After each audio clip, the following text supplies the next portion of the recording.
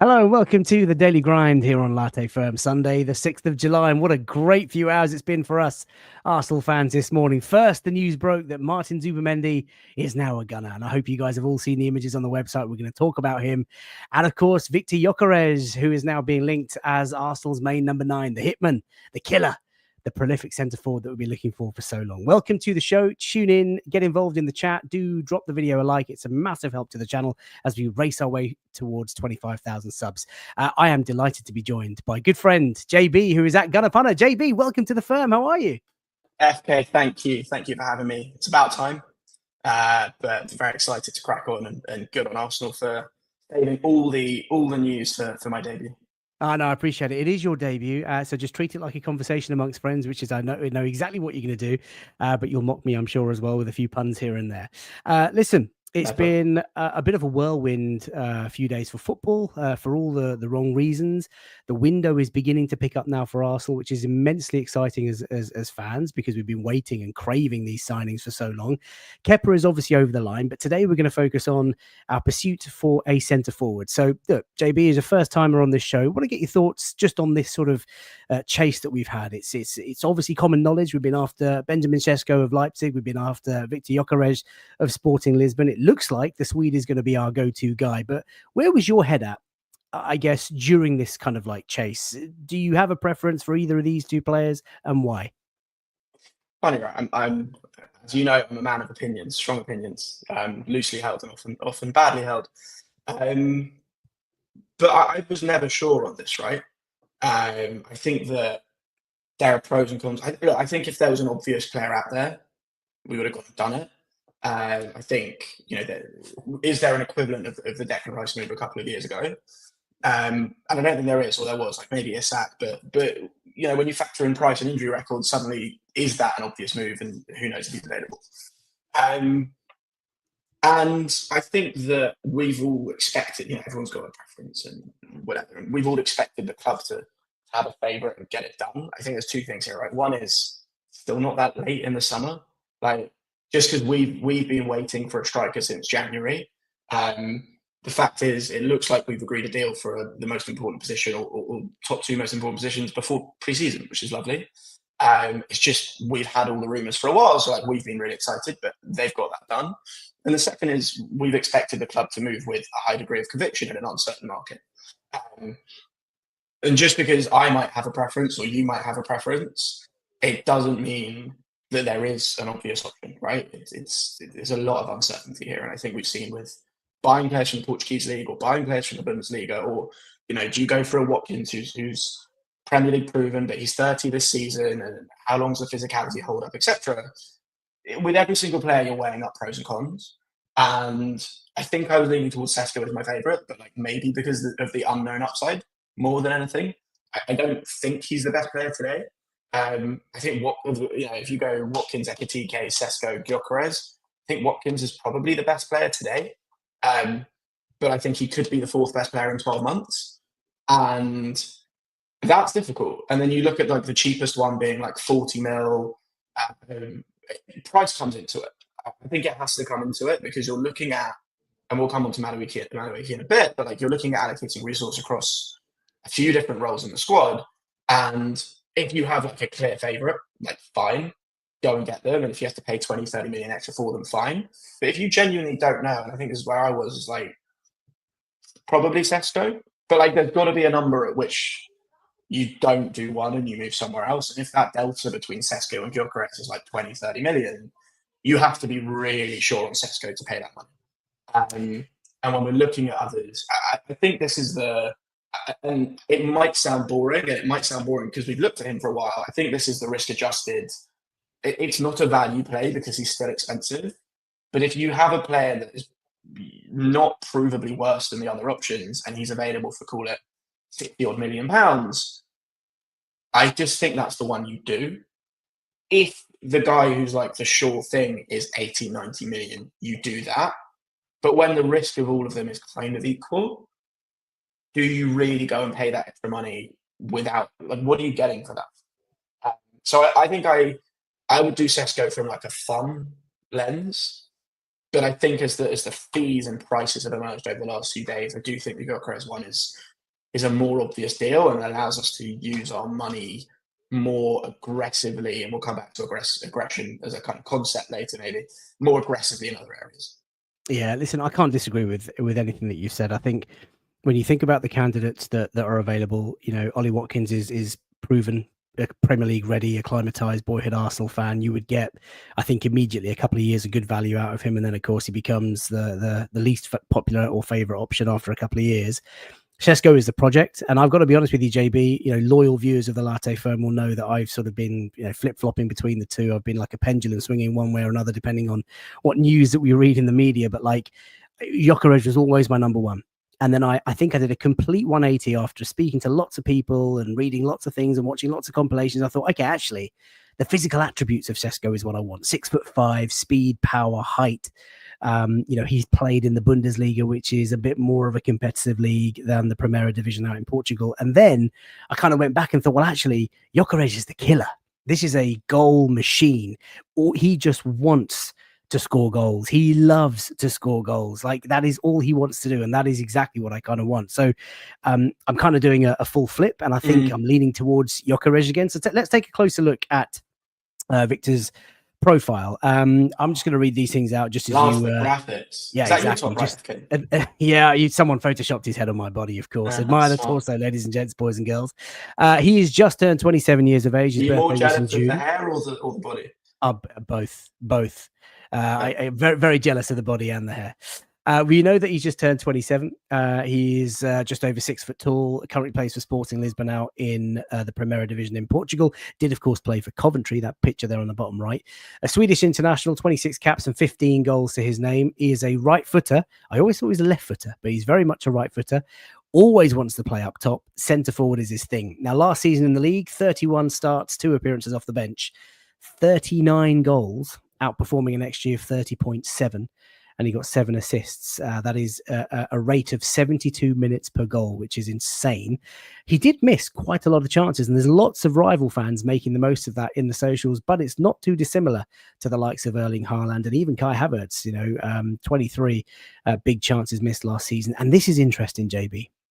From a financial perspective, he's currently on a salary of just over £39,000 a week, and his contract is due to expire in June 28. So, look, age-wise, experience-wise, goal machine, and contract-wise, financially-wise, there's a lot of sense to this signing. What are you expecting from Viktor Gyökeres in terms of playing profile? And I guess give us your opinion on, if this bid goes through, is it smart, sensible business from the club?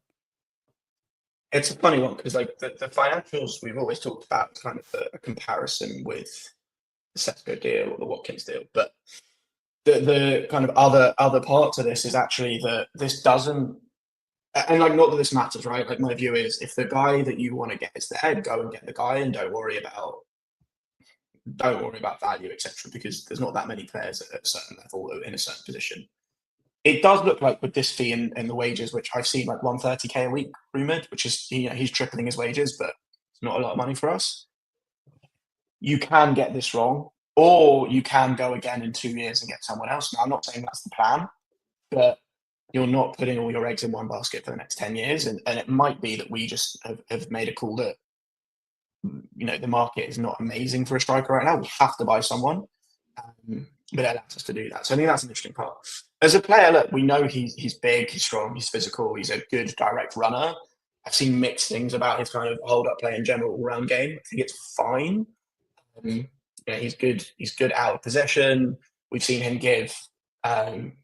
It's difficult, right? Because I think if these numbers weren't in the Portuguese league, everyone would be a no-brainer. But the quality of oppositions played against is variable. But do you know what? Like, we watched him run our centre backs and make it difficult for them. We watched him score a trick against Man City. Not that difficult, but still. So there's something in there, and I think actually, like, the thing that I think people aren't talking about as much, or probably a lot of people don't want to talk about, but yeah, I think it's important, is it's not. I don't see any of these players, except for maybe Watkins, coming in and being a nailed-on first choice number 9 every week without any consideration. I don't think out of any of those 4 Like if we're going to the Bernabeu or if we're playing Man City in a big game and everyone's fit, I'm reasonably confident Kai Havertz starts up top, regardless of who we sign. And I actually think that one of our biggest needs is the flat track bully. When we've played against a lot of the important times, look, you can lose to Liverpool at Anfield, right? Even if you're really good. But too many points we've dropped in the last couple of seasons have been the Fulhams and the West Hams and whoever. There have been chances, there have been breaks, or you know what, we've been 1-0 up and not had a threat in transition. And I think a big bully number 9 changes that. And actually, I think the level of striker we need, we want the killer. We want the guy who's going to get us 30 goals a season, but we've also just seen Mikel Merino score 10 goals or whatever it was, playing at 9. Is this a level up on that? Yeah, it's a big one. Does that mean he's Erling Haaland? No. But I think that this gives us the most stereotypical, reliable and probably low variance 9. He's probably not going to be Erling Haaland, and he's probably not going to be, I don't know, late career Alex Lacazette, right? And he's always got physicality, and I think that actually for beating up on the small teams, do you know what? I'm sure he will score this is going to sound dumb. He will score a hat-trick next season. It will probably be against a promoted team, but I can't remember the last time anyone did that for us. And that's a nice thing to have in the squad.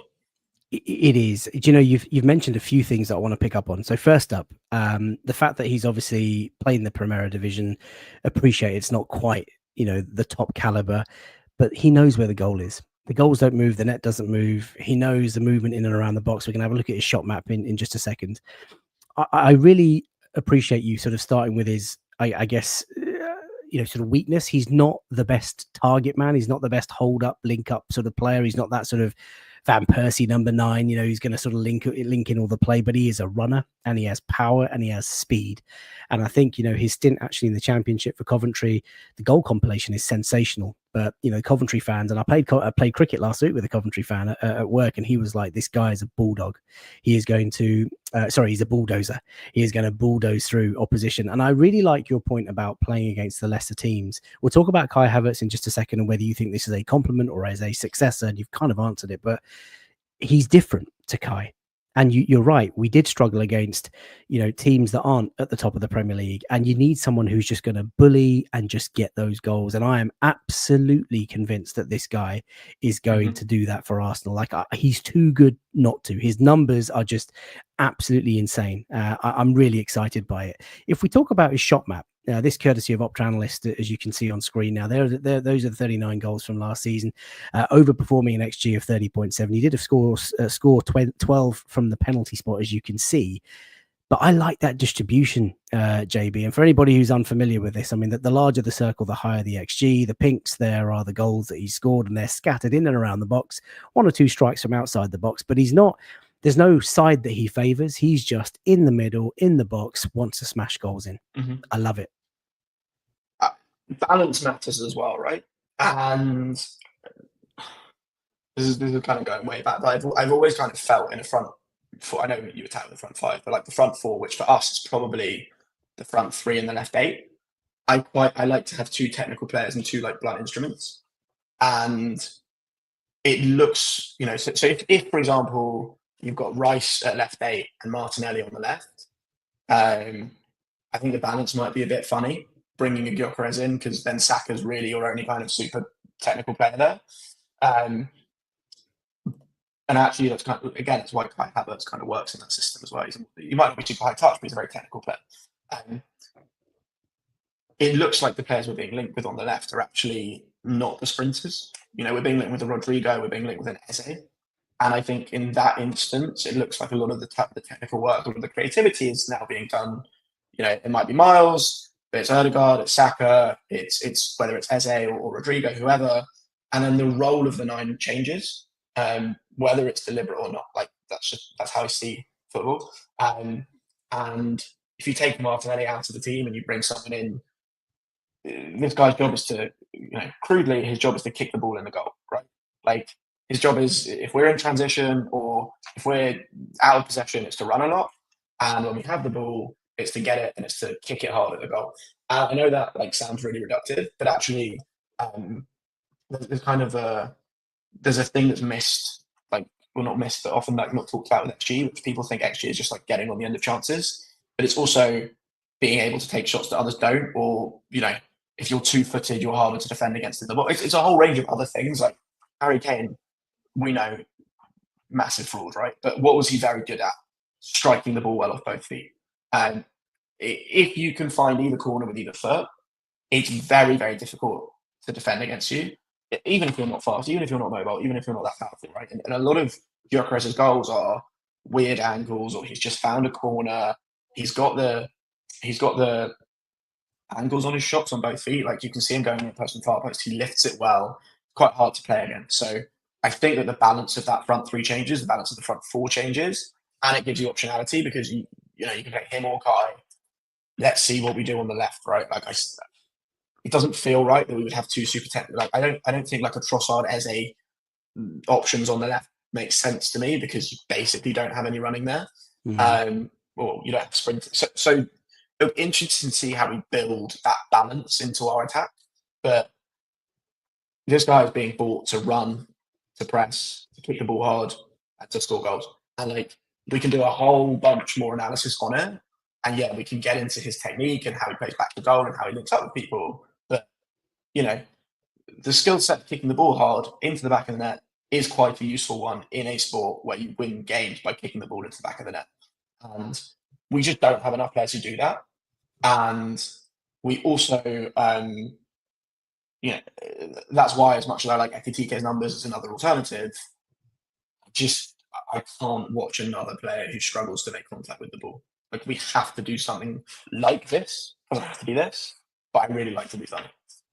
Yeah, listen, I'm massively excited about it, and Ishmael's comments just caught my eye, saying, "FK, do you promise to remember these words at the end of next season once Gyökeres flops? Will we bring up how much you supported this, or will we choose to forget? The streets never forget, Ishmael. The viewers never forget. The socials never forget. So I am prepared to put my neck out on the line. I think this guy's going to be a major hit for Arsenal. I think he's going to score the goals that we need. He might, right? Like I think it's an important point, right? Like I don't think I know who the right option is, right? And I think the club were comfortable that there were a few different options to go for because if this guy was like a smokescreen for Sesko, they wouldn't sign him. They might get it wrong, but you have to. First of all, it's at a price point at which we can afford to get it wrong, whereas I think the Sesko one wasn't. And second of all, like, can I swear? Or are we no swearing? It's do your business or get off the pot, right? Like in any given window, I'm fine if you say there are no strikers, right? We want a striker in this window, fine. Okay, that was last summer or 6 months before. In the next window, you know what? Actually, we need a striker, but maybe not. Maybe there's no one here. We'll save it for the summer.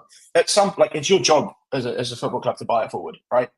In any given window, maybe 2 in a row, you can sit there and say there isn't anyone we love on the market. We're going to keep our powder dry. At some point, you have to make a call. And the job, right? These people have paid a lot of money to make that judgment call, and that doesn't mean they have to get it right. Like you have to get it right more than you get it wrong. And when you get it wrong, you want to get it wrong in a way that doesn't cost you irreparably.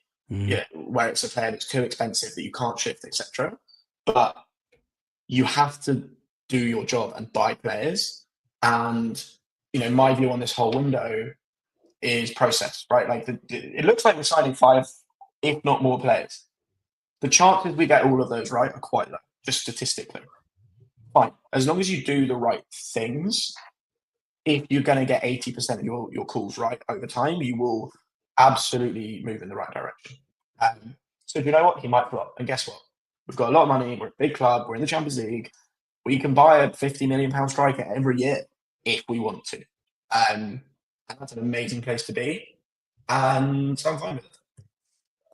Yeah, listen, every signing that Arsenal make is always a bit of a gamble. Every signing that any club makes is always a bit of a gamble. There is a chance it works. There is a chance it doesn't. We're trying to make the best calculated sort of assessment about the signings that we make. We've never had the luxury of just being able to dismiss a player that hasn't worked and then you just go out and buy a shiny new toy. For me, I think there are a lot of things that point to Viktor Gyökeres being a sensible move, proven track record at goal scoring, good age profile. Physically, he's got the attributes that you want. He's acclimatized to England in that he's played for the Championship. There's a lot to like there. And actually, JB, you also sort of hit the nail on the head.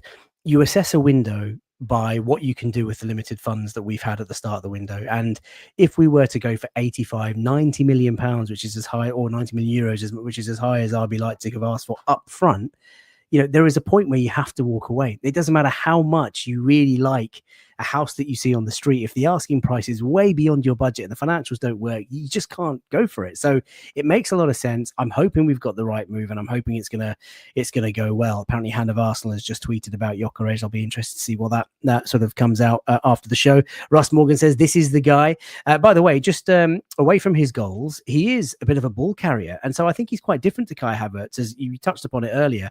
Kai maybe for the bigger games, Gyökeres the flat track bully for the not so top 6 games, if you like, but he loves to carry the ball. In fact, if you look at that chart courtesy of the Optra analyst, you can see that he's had so many long progressive carries. So he carries the ball both down the right, both down the left. And a few of you have said in the chat that he likes to play when he's got space in behind, and he's not necessarily going to get that at Arsenal. So he's going to have to adjust that. But he is very different to Kai. And I guess, you've already answered the question, JB, but sort of once again, this is a complement to Kai Havertz. This is not a replacement or a successor, right? You see this as 2 different options that we've got for in-game scenarios and for level of opposition. Yeah, look, it's hard to know what the plan is. I know Arteta's talked about being unpredictable. I think we definitely got to the point where everyone knew how we were going to play last season, the season before. Whether you can stop that or not, good luck. But I think we've been too predictable. I think on paper, you can use one of these or the other, depending on how you want to play it. And you could play them both together, whether it's in a 2, whether it's like a 4-4-1-1, or whether it's like Havertz left 8, more about the areas they occupy. So on paper, we are unpredictable. I think the thing that remains to be seen is like Arteta's willingness to move towards a more flexible system. I do think that as the players get more comfortable with how we play, they will naturally move around more. I do think Havertz has already shown he moved back into midfield a couple of times last season and was much better at it than he was the first time around. So I think it'll be interesting to see. On paper, it makes us more unpredictable. It gives us a lot of tactical flexibility. In practice, who knows, right? But at the same time, it's a lot of games to play. And if the simplest way of looking at this is we've got 2 really good options up front, then let them fight it out and see who can do better. Indeed. Bhutan just reminded me of something that our good friends at the Arsenal Vision podcast talked about, Clive in particular.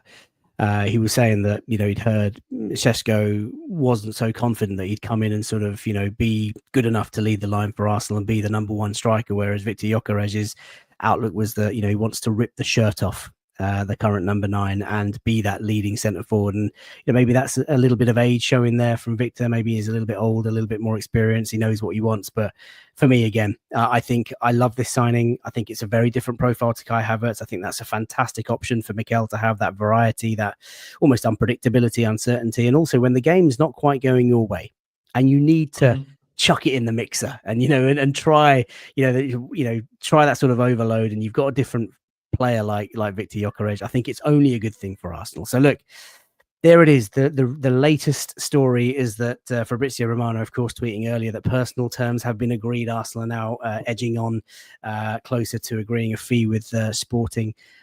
This could be the one. So keep an eye out on that. Something that's just come out of nowhere, JB. Wasn't expecting this. Yeah, it's not Photoshop. It's true. He went to Real Madrid. Yeah, well, there you go. I thought did Real sign him off Liverpool? I don't know. No anyway, way. We have finally. Bear with me because I haven't had any time to think about this one. Well, it might be a shock to 1 or 2 people in the chat as well. But Arsenal have signed Martin Zubimendi. Nice AI mock-ups you've got of him. Yeah, exactly. Do you like my Photoshop skills? Really good. Now, listen, for those of you who are expecting a deep dive into this player, there is already on the YouTube channel feed a very nice breakdown of Martin Zubimendi with George of the Cannon Podcast. Do check out the channel feed for that if you guys are interested. But he is finally here, our metronome, our number 36, as Clive describes it, this is a player who's going to sit deep and he's got all the clubs in both feet. You excited by this signing, JB? What do you think he's going to bring to Arsenal? I'm as excited as I can be about a transfer that we've known about for 6 months. If that makes any sense. Look, I think that it's a funny sport, right? Like I watched us play PSG last season and bully them off the pitch in the group in the Champions League stage of the league game.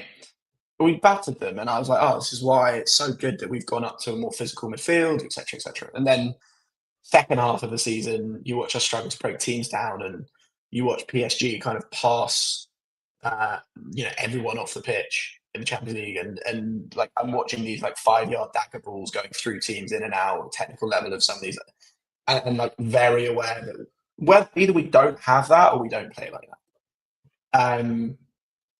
And then I watch certain midfielder, Jorginho actually I think was a great signing at the time, but clearly his legs went, and then Partey was finished by the end.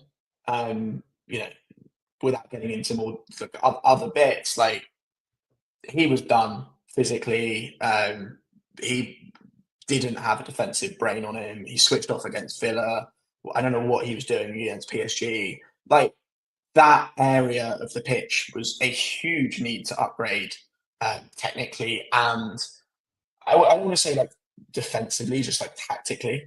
I'm sure Arteta, the player he was, has always wanted someone like this to run the game from there. He's used fullbacks there before. Like, who knows? Maybe it means we don't invert in the same way. And it's an interesting one because like the data was good on him, but not great. He wasn't a super progressive passer, but in the same way as you've had to kind of take a view on Gyökeres and Sesko based on the data and the teams they play for and the league they're in. This guy, looks fundamentally. Well, I don't know if you watched the Nations League stuff with Spain, but like when you watch people like Nico Williams and Zubimendi play for Spain, good players play better around better players. And he was doing things that you're just watching, like, oh, okay, that's what a midfielder does, right? It's not like a 5-yard disguised ball to the 10. It's like playing through 2 or 3 lines from further back. It's just super confident in possession. It's allowing other people to move up the pitch. You can trust the guy with it. He can still run. He can carry it. And I also think PSG again set them all, but you can see that they've got like smallish midfielders, but they're still physical. Like you can be sub 6 foot, but if you're like relatively quick and you've got good stamina, you can still get around the pitch. You can still press. You can still get in your duels, especially with the physical midfielders we've got around him. So I really like the signing. Again, it's cheap, right? Like I know 50 million doesn't sound a lot. Historically, for us, it's quite a lot of money, but like good players do not go for that fee. I know it's a release clause, but when you're looking around and seeing what Vermo's going for, what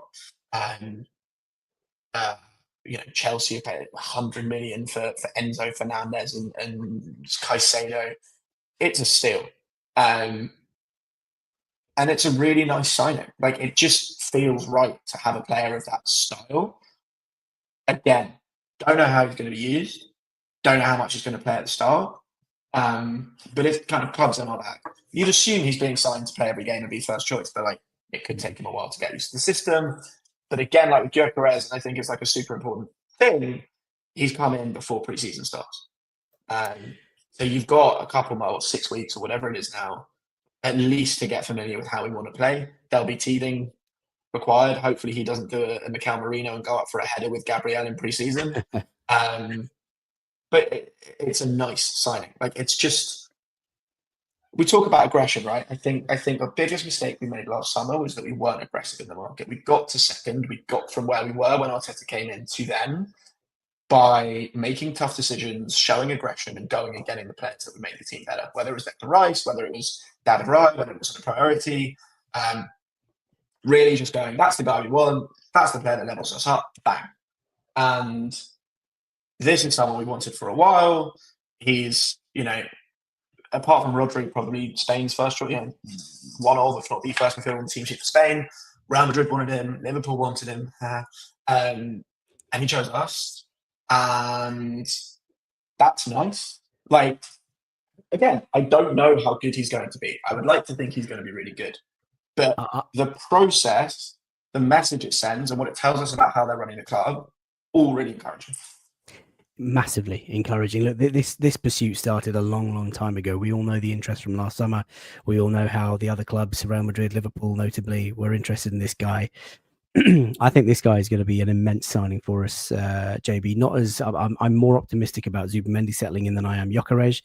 I think this guy is going to be the controller, the sort of the volume dial, in terms of tempo, progressing the ball left and right. Not just Xhaka was very fundamentally sort of focused on that left channel.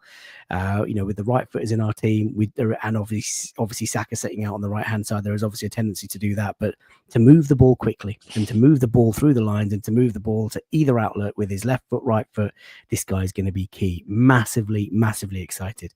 Now, that left wing signing is just so interesting now, right? Because we're starting to think the areas that like Rice, but Miles, Calafiori, is it Eze, is it Martinelli? Like that left winger and the natural areas they take up has so many like knock-on effects for how we play and where we play from.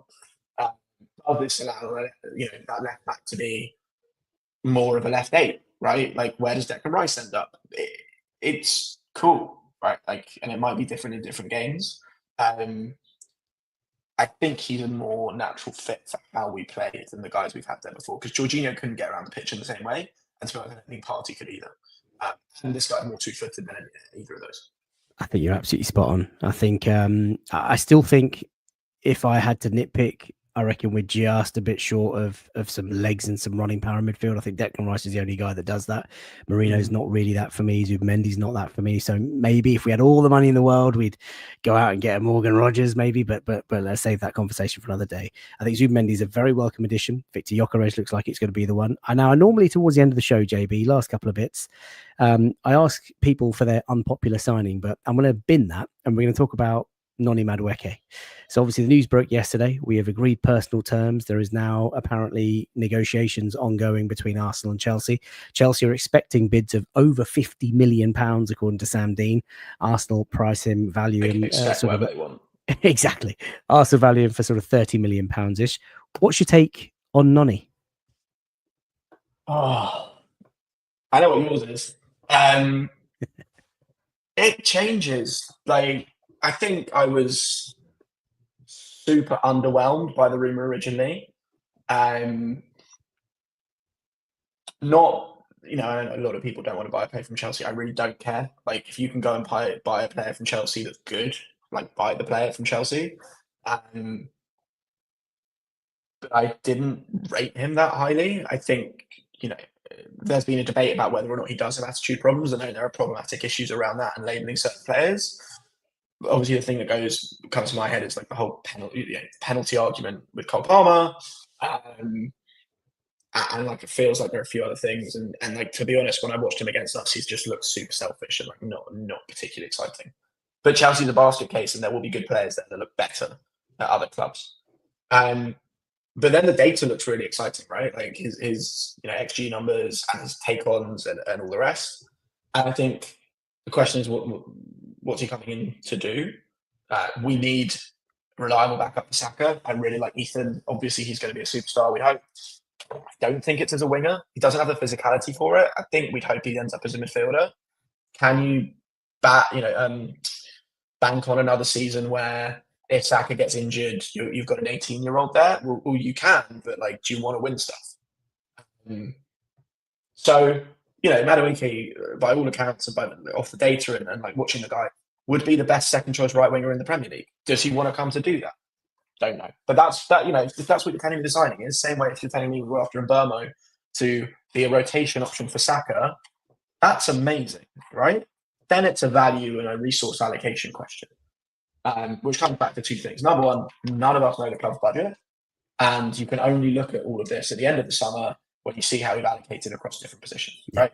Like if we end up not being able to afford a left winger at all because we've done this, doesn't look great. If we go and get Rodrigo, Gyökeres, and Madueke, and we sell Trossard, we have Rodrigo and Martinelli on the left, and you've got Saka and Madueke on the right, and you've got like that's incredible. Well, who knows if you win stuff, but like that's as good as you can expect from the club, right? So, and then it's a holistic view on resource, right? So we wanted Juan Garcia. Apparently, he was a 20 million player. We spent 5 on Kepa. What's happened to that 15, right? We may or may not have wanted Jarell Hato. We may or may not have been looking in the market for a defender. Kivior may or may not have been going. Don't know. We've gone and got, looks like Mosquera's 15 mil pounds, give or take. Maybe a bit more budget there. We were looking at Sesko. He was a 70 to 80 million pound player, maybe 65. We've gone and got Gyökeres, by all accounts, for 10 plus million less, maybe more, and lower wages. So now, and Norgard's pretty cheap, and the wages I assume are much less than Potsy wanted. So suddenly there's all this budget that, like, by the sounds of it, wasn't there, or we didn't bank on, right? And it sounds like we were in for Mbeumo anyway. So you've now got 2 or 3 signings on top of that. You've got the left winger signing. You've got cover for Saka, and you've got this like mysterious luxury budget for whatever, right? The question about Eze is he that like luxury signing, or is he a left wing option? Don't know. We'll find out. Like, is it Rodrigo and then Eze, or is it Rodrigo and Eze, or is it if we can't get Rodrigo, we're going to get some randomer and like Eze will come in as a big signing? Don't know. And then who's this cover for Saka? But if you're telling me we had a 20 to 30 million pound budget for cover for Saka, we've suddenly freed up money elsewhere because Gyökeres is less than Sesko. We've saved money on the goalkeeper, etc. And we've decided to go to 40 mil or 45 mil or even 50 mil for Madueke. It starts to feel steep. But actually, if the total spend is where we plan to be and the kind of overall allocation has brought in a materially stronger roster of players, I don't really care which pound goes to which club. I care about the Arsenal squad.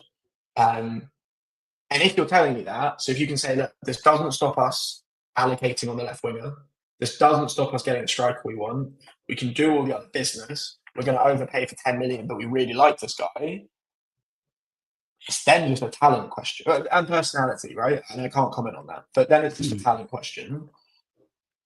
And what is your question? Because he's not coming to be first choice right winger. Like, is this guy good enough to be a sub off the bench for the last 20-30 so we don't destroy Saka again, to play cup games for us and maybe start a decent number of Premier League games, but the easier ones? Yep. Yeah. And like there's upside there. So I'm not going to cry if we do it. I think there are questions around fit and his motivation for coming in, etc. But like, I'm okay with it if the club's conviction is there and if it doesn't stop our other business. Well, we shall wait and see. That is probably the perfect place to leave it. Noni Madueke, of course, Arsenal and Chelsea are negotiating. Viktor Gyökeres looks like we are closing in on our number 9. And of course, Martin Zubimendi has joined. We will leave it there. Thank you, JB, for your time. Really appreciate you joining tonight. By the way, today, there are just shy of 1,000 of you watching live on YouTube. That was the peak of today's show. Please do drop a like on the video. Subscribe if you like what you are seeing. There's plenty of videos to choose from on the channel feed, and drop a like. It's a massive help to the channel as we're on our way to 25,000 subs. I've been DM'd a lot today. I've been getting a lot of tweets. We might even do a late night lounge tonight, just an emergency one, given all the noise that's coming around the club.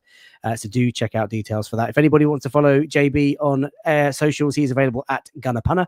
I will leave it there. Look after yourselves. Enjoy the rest of the Sunday. Stay dry because it is pouring in London, but it's pouring signings for Arsenal. Take care. Bye for now.